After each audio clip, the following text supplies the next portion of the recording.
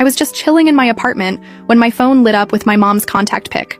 My mom never calls after 9 p.m. Like, it's basically her religion to be in bed by 10, so I immediately got that weird stomach drop feeling. I answered with my heart literally pounding, assuming someone was in the hospital or worse. She just said, "Hi, sweetie, are you alone right now?" in this super weird tone I'd never heard before. I said, "Yeah, my roommate was out of town visiting her boyfriend." She took this deep breath and was like, "Good, I need to tell you something important, and I need you to just listen until I'm finished." Y'all, I swear my life flashed before my eyes. Was she sick? Was my dad sick? Were they getting divorced after 35 years? My parents have always been like the stable couple everyone else compares themselves to, so this would be wild. She told me to sit down, and I remember grabbing my fuzzy blanket and curling up on the couch, feeling like I was 8 years old again, waiting to be punished for something. Then she started talking about Elizabeth. For context, Elizabeth is my mom's sister who I've literally never met. Like, ever. She lives across the country, and they had some huge falling out before I was born. Growing up, Elizabeth was basically just this name that would come up occasionally, usually when my mom had too much wine at Christmas and would get teary-eyed looking at old photos. Dad would always change the subject, and we all just accepted that whatever happened between them was too painful to discuss. My mom started telling me about how she and Elizabeth were super close as kids. They shared a bedroom, braided each other's hair, passed notes about cute boys, the whole sister thing. But apparently, when they were in their early 20s, Elizabeth started dating this guy Tom. Mom said Tom was trouble, but wouldn't elaborate beyond that cryptic BS. According to my mom, Elizabeth completely changed after meeting Tom. She stopped calling, missed family gatherings, and when she did show up, she'd get into these massive arguments with my grandparents. Things got really bad, and eventually, Elizabeth just disappeared for like 6 months. No calls, no letters. This was the 80s. No cell phones, OBVs. As mom's telling me all this, I'm like, because why TF is she calling me at midnight to rehash ancient family drama? But I could tell from her voice that this was building to something big. Then she tells me that Elizabeth showed up at her apartment one night, sobbing and pregnant. Apparently Tom had taken off and Elizabeth was desperate. My mom took her in, helped her through the pregnancy, and was even in the delivery room when Elizabeth had a baby girl. At this point, I'm still confused AF about why I'm hearing this now at midnight, but I let her continue. Mom said that after the baby was born, Elizabeth struggled hard. Like, couldn't get out of bed to feed the baby, struggled. My mom stepped in, taking care of the baby while working full-time and trying to help Elizabeth get better. 3 months in, Elizabeth seemingly recovered overnight. She told my mom she'd found a great job opportunity in California and was taking the baby to start fresh. My mom was relieved but suspicious. She helped Elizabeth pack, bought her a bus ticket, and gave her all the cash she could spare. The night before Elizabeth was supposed to leave, my mom came home from work to find a note on the kitchen table. Just a note saying, "I can't do this. She deserves better. Please forgive me someday." I remember being literally frozen on my couch at this point, because I could feel where this was going, but my brain was refusing to connect the dots. Mom said she panicked, called the police. But technically, Elizabeth hadn't done anything wrong by leaving her own child. My mom was listed as next of kin, so she became the baby's legal guardian while they searched for Elizabeth. Weeks turned into months. My mom fell in love with the baby girl. When Elizabeth was finally located in California, she signed away her parental rights. My mom officially adopted the little girl and promised to never tell her the truth until she felt she was old enough to understand. I was literally shaking at this point. I remember dropping my phone and having to fumble to pick it back up, because I knew what she was about to say but couldn't believe it. "Sweetie," she whispered, "that baby was you. Elizabeth is your biological mother. I'm actually your aunt." I couldn't speak, couldn't breathe. The woman I called mom my entire life was actually my aunt. The mysterious sister I'd never met was my biological mother, and she had abandoned me. Mom, I don't even know what to call her now, started crying, saying she'd wanted to tell me for years, but never found the right time. She said Elizabeth had reached out to her last week, asking if they could reconnect after all these years, and she felt I deserved to know the truth before that happened. I hung up without saying goodbye. I still haven't spoken to Elizabeth. First update, so, yeah, hi again. I'm back, and I wish I could say things are less chaotic, but honestly it's like the opposite. I don't even know how to start this, because it's not like I did anything right after the call. I literally just sat on my couch in the dark, wrapped in my gross old hoodie, doom-scrolling through Instagram reels and trying not to think about it. Which, spoiler, didn't work. I slept maybe 2 hours max, woke up with that gross taste in your mouth when you know you're about to cry again, and I just kept moving. Went to the kitchen, made coffee, stared at the fridge like it was about to explain something to me. I think I texted my roommate Megan at some point, just like, "Hope you're having fun. Don't worry about the cat. All good here," which lumao, what a lie. There were like 3 days where I was just in autopilot mode. I went out, did my normal stuff, but I kept replaying the phone call in my head, like I'd be at the store and suddenly I'd remember her voice all shaky and weird, and my chest would just go tight. I kept thinking I should call her back, or at least text. But every time I picked up my phone, I just got mad. Like, actually mad, which is not my default. I'm usually the let's talk it out person. But this felt different. I kept thinking, why now? Why me? Why not just keep it buried forever if you hid it this long? And then I'd spiral into, what else did she lie about? Which, fun, love that for me. Megan came back from her boyfriend's on Sunday night, I think, and the second she walked in, she was like, you okay? And I just said, yeah, I'm fine, because what else do you say? But I guess I wasn't hiding it very well, because she kept side-eyeing me while she unpacked her bag, and then finally just dropped onto the couch next to me, still wearing her boots, and said, okay, spill, because you look like you just found out your cat is a lizard or something. She's not subtle, lol. IDK. Why? But I just blurted it all out, not even making it make sense. Just the whole, my mom isn't my mom thing, and how she's actually my aunt, and Elizabeth is my bio mom, and I'm basically the family secret. Megan just sat there, letting me talk, and she didn't do that thing where people immediately jump in with advice, which I honestly appreciated. She just asked, like, normal questions, the kind you'd actually ask if your best friend told you something insane. How do you know it's true? Are you gonna meet Elizabeth? Do you even want to? Did your mom ever mention anything else weird? And then she asked if I wanted her to stay home for a few days, which was sweet, but I said no. I didn't want her to change her plans for me. I just wanted everything to, I don't even know, go back or fast forward, just not be here. Monday morning, I finally cracked and texted my mom. Do I call her mom? Aunt? IDK, it's so weird now. Just said, we need to talk.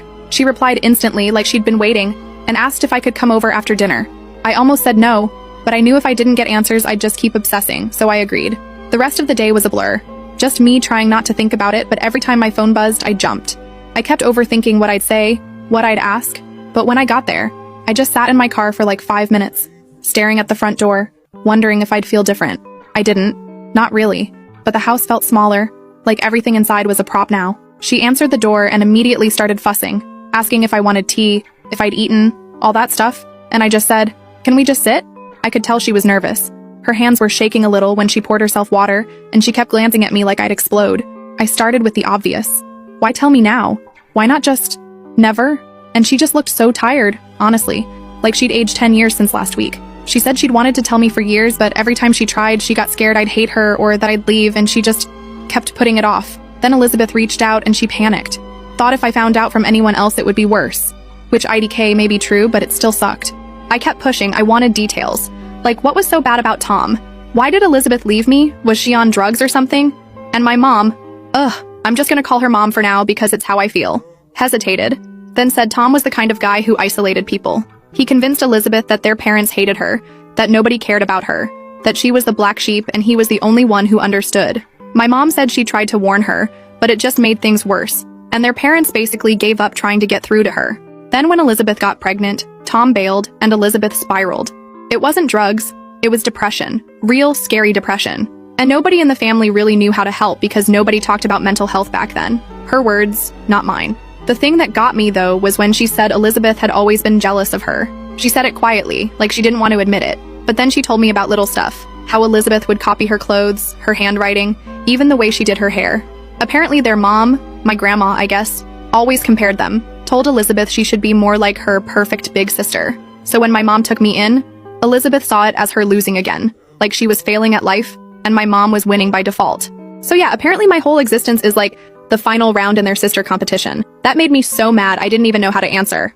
I asked if she ever thought about telling me when I was a kid, and she just stared at her hands and said, so many times.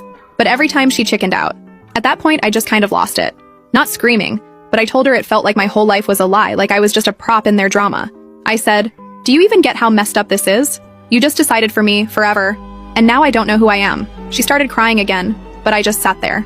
After a few minutes, she wiped her face and told me Elizabeth wanted to meet me, said she'd emailed her and asked if she could reach out, and Elizabeth wrote back a long letter. Mom said she hadn't read it, just forwarded it to me, said she thought it should come from her directly. I checked my email on my phone and there it was, subject line just for you. I didn't open it.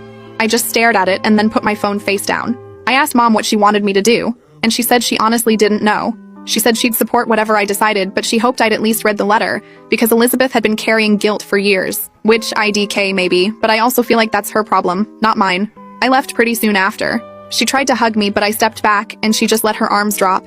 I could tell I hurt her, but Tabich, I was hurt too. So, I went home and Megan was in the kitchen, and she just handed me a bowl without asking any questions, which is why I love her.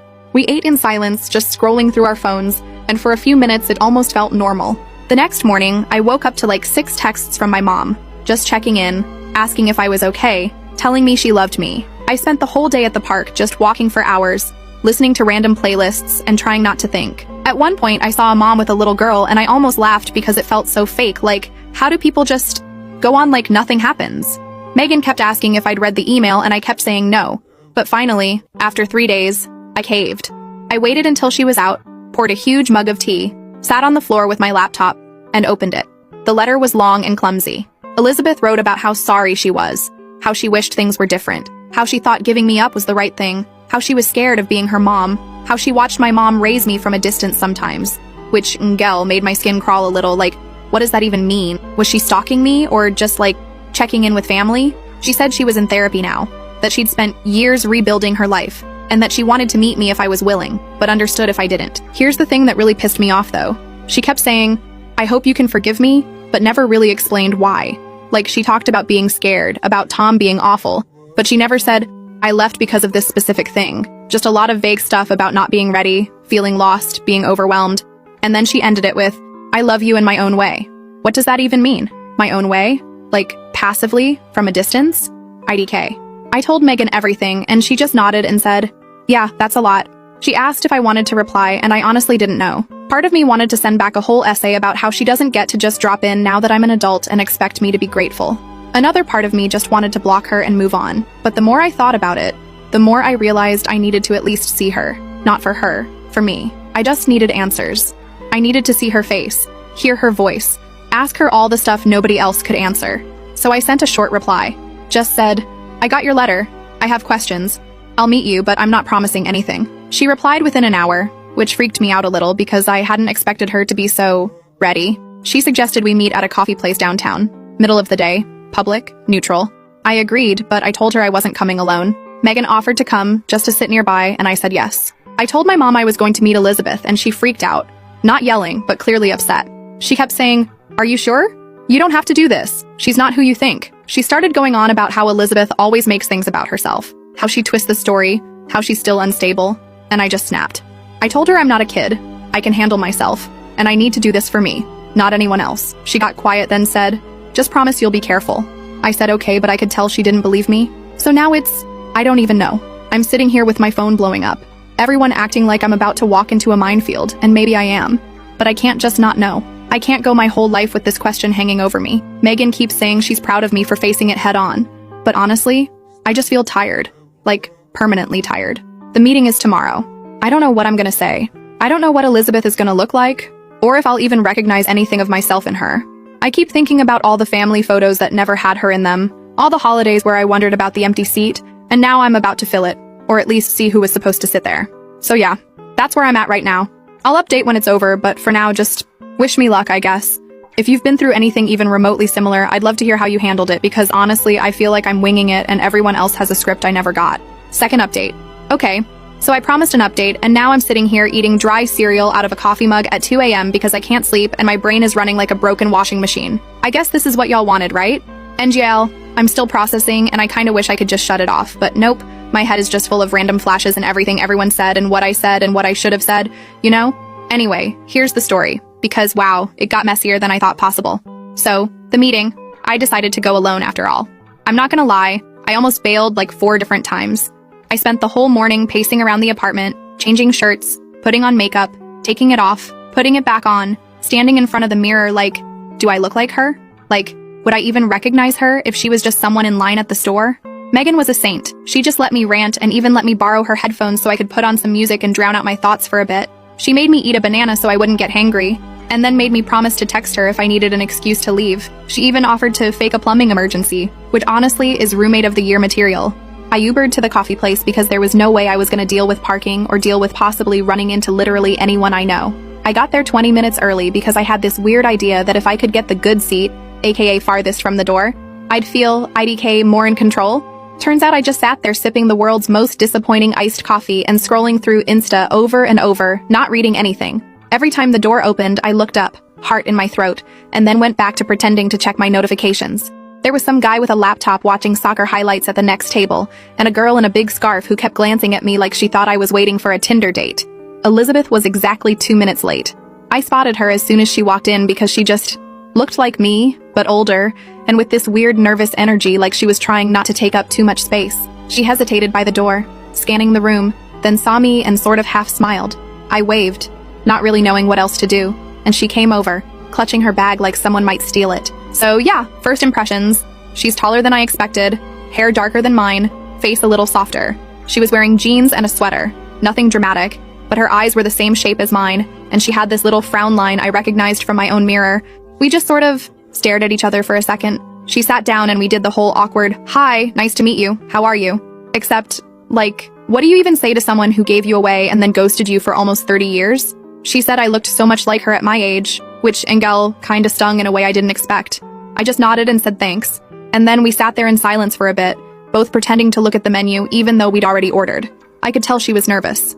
Her hands were fidgeting with her sleeves, picking at her nails.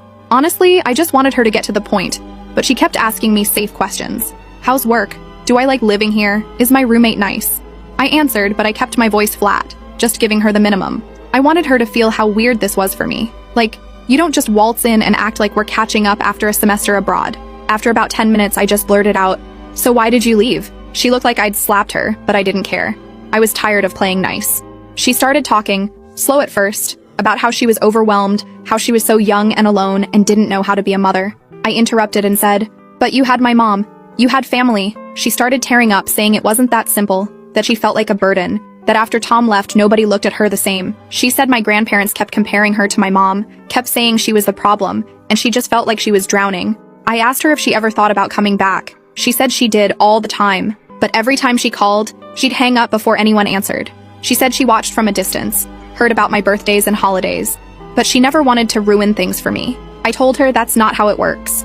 You don't get to just peace out and then act like you're protecting me. You didn't even try. She started crying, just sitting there in public, dabbing her eyes with a napkin, and I just sat back and let her. I wasn't gonna comfort her. It didn't feel right.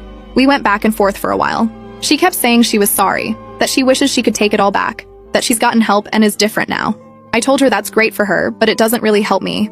I asked her if she ever thought about how it felt for me, growing up feeling like I was always a little bit outside of my own life, like something was missing and I didn't know what. She said she thought about it all the time. She said she had nightmares about me hating her, about me never wanting to see her. I said, maybe that's just reality. At one point she reached across the table like she wanted to touch my hand, but I pulled back. I told her I wasn't ready for that. I asked her what she wanted from me, really. Did she want to be my mom now? Did she want forgiveness? Did she just want to clear her conscience so she could move on? She said she honestly didn't know. She just wanted to know me, even if it was just once. This is where it got even messier, because my phone started buzzing, like a bunch, all at once. I glanced at it and saw texts from my mom, the one who raised me, and then a missed call from my grandma. I ignored them, but then Megan texted me, "Are you good?" And I realized I'd been sitting there for almost an hour. I told Elizabeth I needed a break, and she nodded, said she understood. I stepped outside, called Megan, told her I was fine but needed another 30 minutes. She told me my mom was freaking out, that she'd called the apartment looking for me.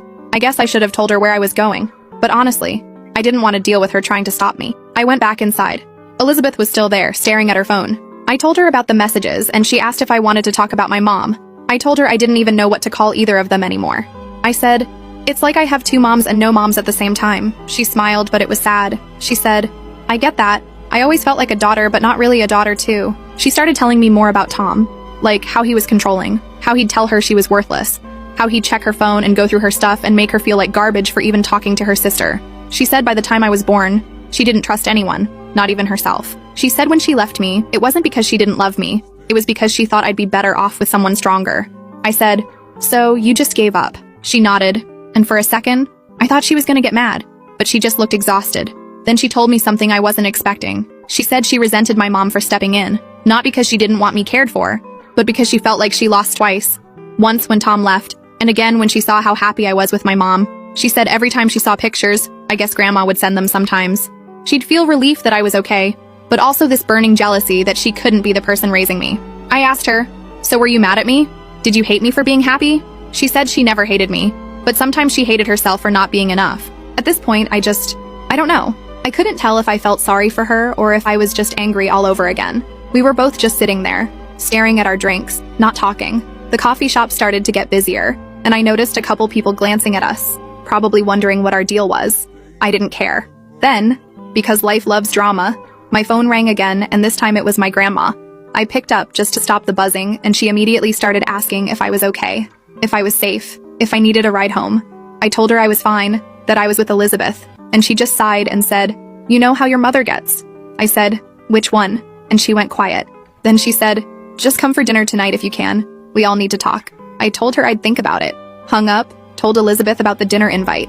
She looked nervous, said she hadn't seen her parents in years, not since she signed the papers. She asked if I wanted her to come. I said I didn't know, but maybe it was time for everyone to stop hiding. The last half hour was a blur. We talked about stupid stuff. Favorite movies, music, foods we hate. She laughed when I said I still can't eat Brussels sprouts, said it was genetic. I could see little pieces of myself in her, which was honestly the weirdest part of all. At the end, we just kind of sat there, neither of us wanting to leave first. She finally stood up, slung her bag over her shoulder, and said she hoped I'd call her again. I said I'd think about it. She nodded, then just walked out. No hug, no tears, just gone. When I got home, my mom was waiting in the kitchen. I could tell she'd been crying. Her eyes were red and her nose was all puffy. She just looked at me, waiting. I put my bag down and sat across from her at the table. She asked if I was okay, if Elizabeth had said anything weird. I told her everything, not sparing the messy parts. She got defensive, said Elizabeth always played the victim, that she'd always blamed everyone else for her problems.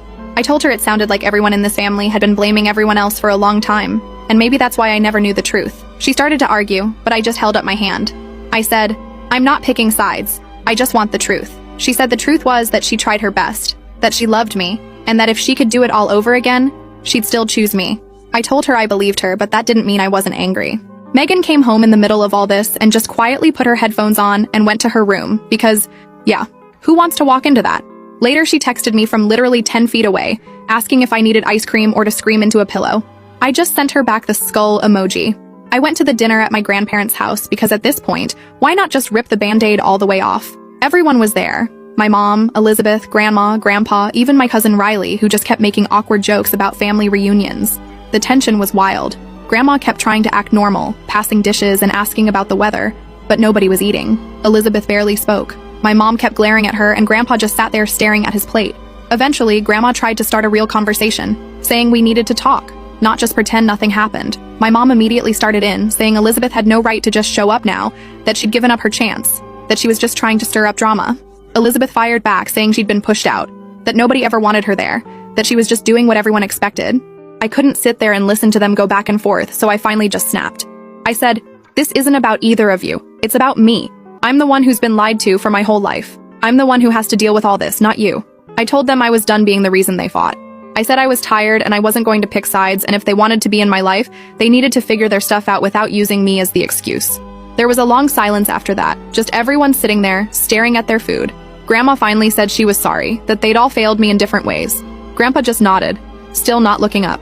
My mom started crying again, and Elizabeth just looked away. I left before dessert, just grabbed my bag and walked out. Nobody tried to stop me. Now I'm back in my apartment, Megan asleep. The cat curled up on my blanket, and I'm sitting here wondering what comes next. I don't feel better exactly, but I do feel clearer. Like, at least I finally said what I needed to say.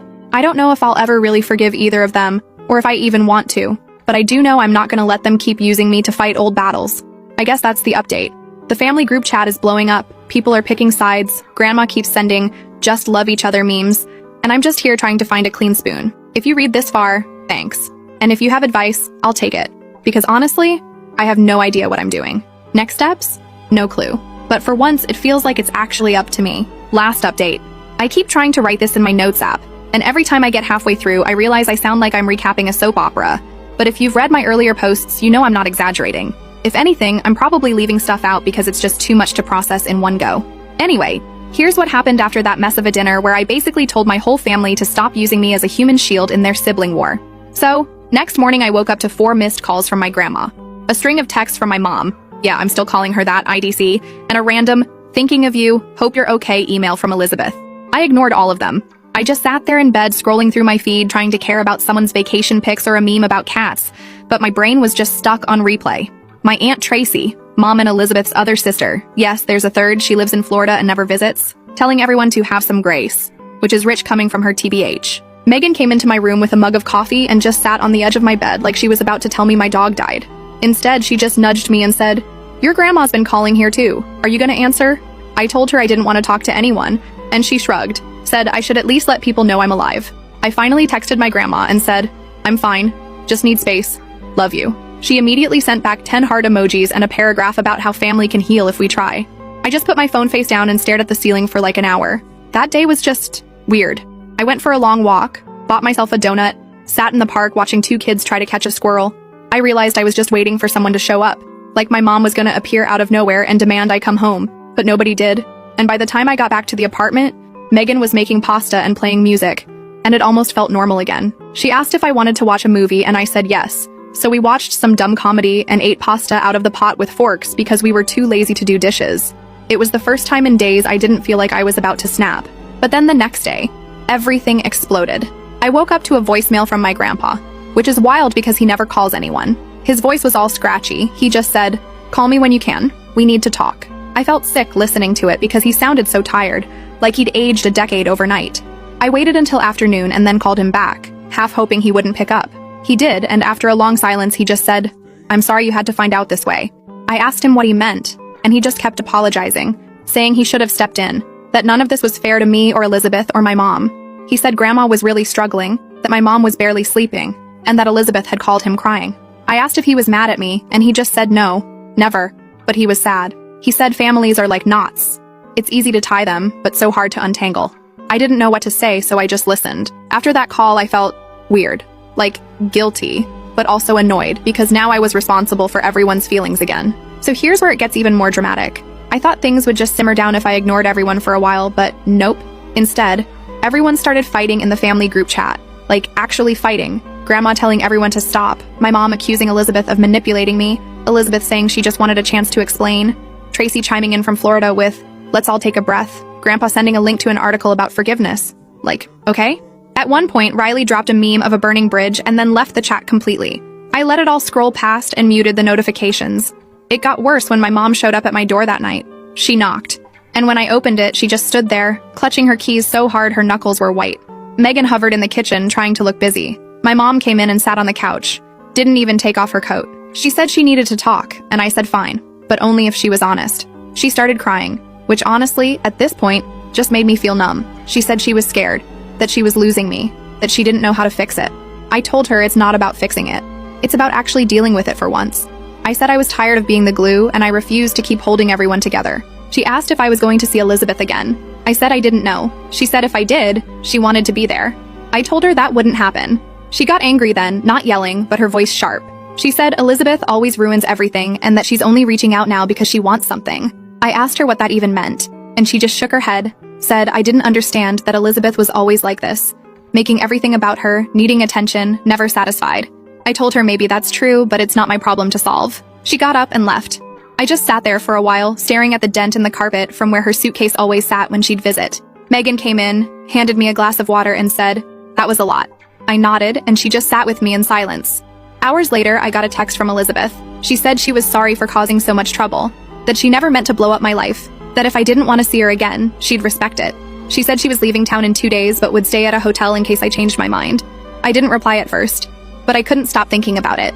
I called Grandma, asked how she was, and she just sighed, said she was tired but glad I called. She told me she loved me no matter what, and that even if everyone else was fighting, she'd always be here.